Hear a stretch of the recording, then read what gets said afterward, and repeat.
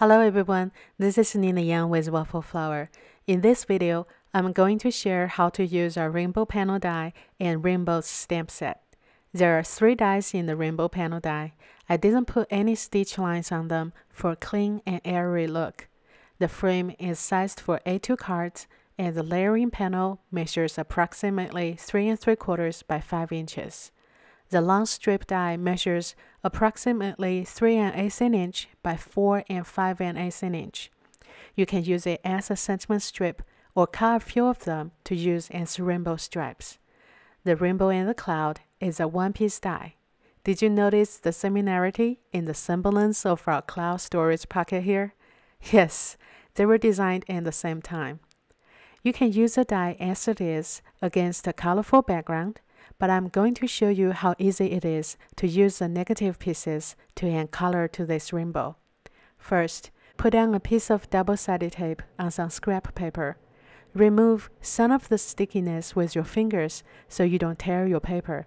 The tape will help us hold the pieces in place when we color.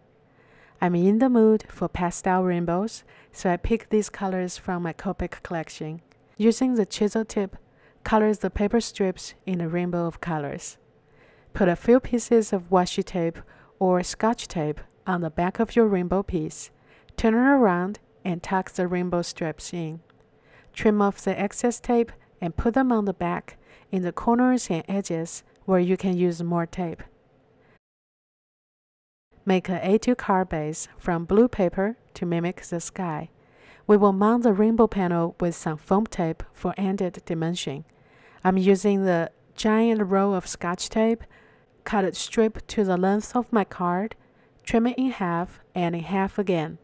This is a perfect size for mounting the rainbow panel. Before you add foam tape to a rainbow cloud, you should stamp your sentiment on there. But I forgot about this and added a piece of foam tape on the back. So don't do what I did. Stamp your sentiment first, okay?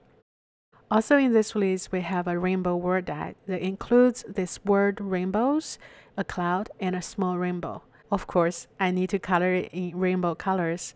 No need to be perfect. The lines are so skinny, it will look good no matter how unblended your blending is. It'll look good. Use the edge of your scoring board to help you line up the panel to the card base. For adhering skinny sentiments like this, I usually dab some liquid glue and one point in the center, press it down, and then put a dot of glue on my finger and transfer the glue to the other parts I want to adhere to card. This card is screaming for some sequins. I get to try out my new jewel picker and really liked it. Pick up the sequin, dab on some glue, put the sequin down and press. And a million years later, I finished my card. This is a very graphic take on the rainbow trend. It's very different from anything I've seen, and I hope you like it too. Thank you so much for joining me today. Follow us on YouTube, Instagram, and Facebook for more creative ideas. I'll see you again soon.